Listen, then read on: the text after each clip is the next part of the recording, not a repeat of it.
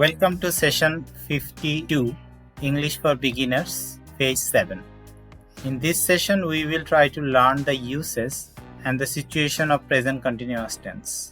এই লেসনে আমরা present continuous টেন্সের স্ট্রাকচার এবং তাদের ব্যবহার শিখব। কোন কোন পরিস্থিতি বা সিচুয়েশনে প্রেজেন্ট কন্টিনিউয়াস টেন্স আমরা ব্যবহার করি। সেক্ষেত্রে যেহেতু এটি কাউন্টেবল আনকাউন্টেবল ফেজ বা চ্যাপ্টার, সেক্ষেত্রে আমরা প্রেজেন্ট কন্টিনিউয়াসের ক্ষেত্রে অ্যাম ইজ আর যেখানে যোগ করতে হয়, কোন জায়গায় অ্যাম, কোন জায়গায় ইজ বা কোন জায়গায় আর, অর্থাৎ সিঙ্গুলার প্লুরাল কাউন্টেবল আনকাউন্টেবল এর সাথে সম্পর্ক কিভাবে হয়, এই অক্সিলারি বি ভার্বগুলো সেটিও আলোচনা করার চেষ্টা করব। তাহলে চলুন শুরু করা যাক। প্রথমে আমরা স্ট্রাকচারে একটা ছোট্ট রিভিউ দিয়ে নিই। প্রেজেন্ট কন্টিনিউয়াসের ক্ষেত্রে যেটা হয়, আমরা সাবজেক্টের পর অ্যাম ইজ আর, অ্যাম অথবা ইজ অথবা আর লিখি, তারপর ভার্ব এবং তারপর ভার্বের সাথে আইএনজি যোগ করতে হয়।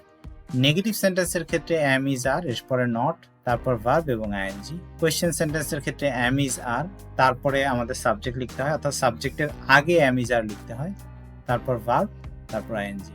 এদিকে ডান দিকে যদি এক্সাম্পল সেন্টেন্স লক্ষ্য করি, he is living in Thailand, সেই মুহূর্তে থাইল্যান্ডে বাস করছে বা থাকে।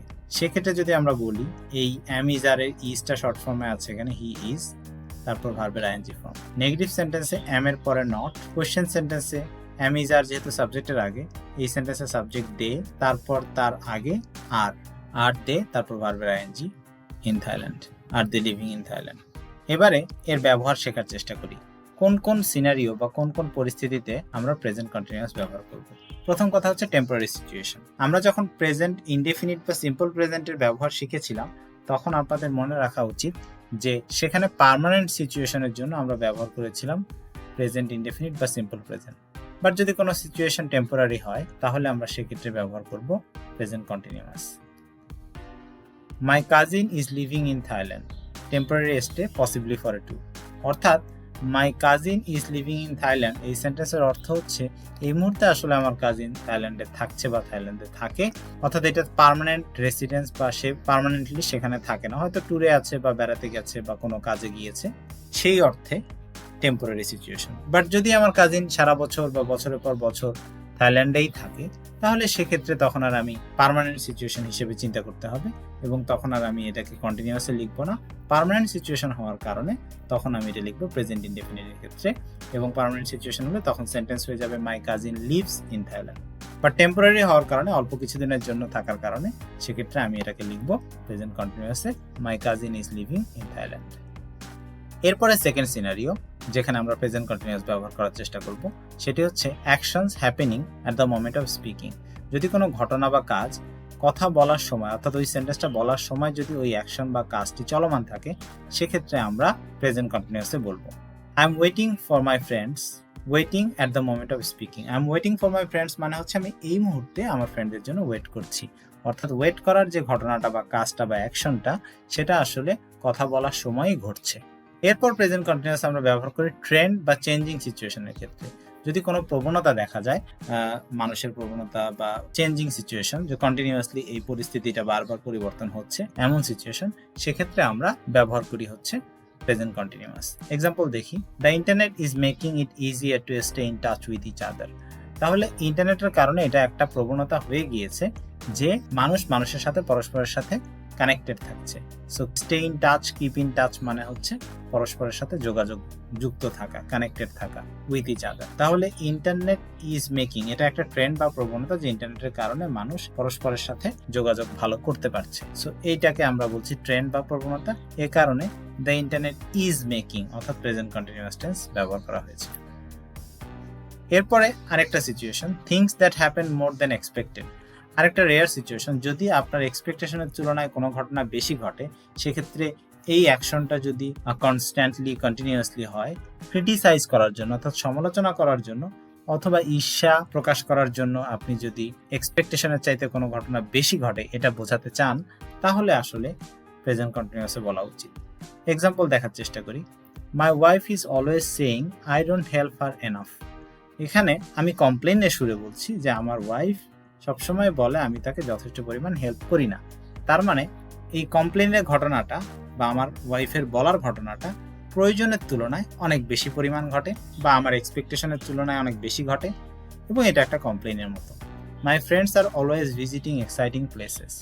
তাহলে আমার ফ্রেন্ডরা যে পরিমাণ ভিজিট করার কথা বিভিন্ন জায়গা তার চাইতে বেশি করছে, সংখ্যাগত দিক থেকে বা পরিমাণগত দিক থেকে যেটাই বলি, আমার এক্সপেকটেশনের চাইতে বেশি, এবং আমি কিছুটা এনভি বা ঈর্ষা প্রকাশ করছি যে তারা বেশ অনেকটা বিভিন্ন জায়গায় বেশি মাত্রায় ভিজিট করছে। সুতরাং এক্সপেকটেশনের চাইতে বেশি হতে হবে। ক্রিটিসাইজ কিংবা এনভি প্রকাশ করার জন্য যদি আমরা ব্যবহার করে থাকি, তাহলে ঈর্ষা প্রকাশ করার জন্য আমরা ব্যবহার করে থাকি, তাহলে সেটি হবে প্রেজেন্ট কন্টিনিউয়াস টেন্স। এবারে আমরা আরো কিছু এক্সাম্পল সেন্টেন্স বোঝার চেষ্টা করি। এই এক্সারসাইজগুলো করার চেষ্টা করি আমরা।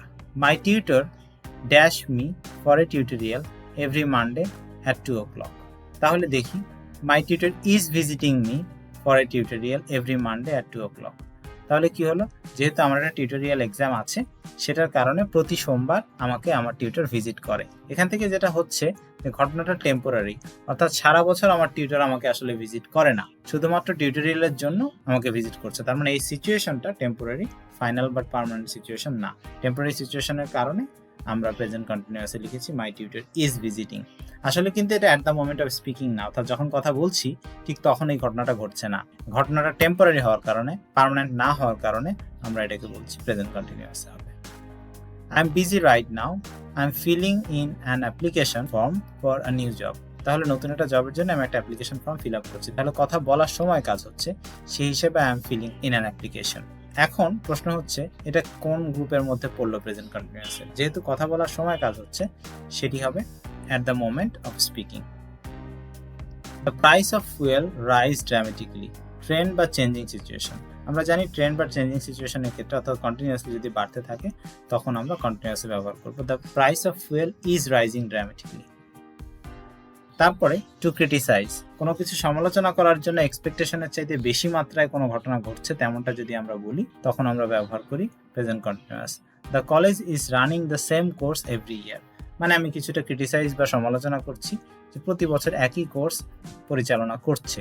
তাহলে ইজ রানিংটা হচ্ছে এক্সপেকটেশনের চাইতে বেশি মাত্রায় ঘটছে ঘটনাটা, এবং সেটা আমি এক ধরনের ক্রিটিসিজম বা সমালোচনা অর্থে ব্যবহার করছি। So the college is running the same course every year.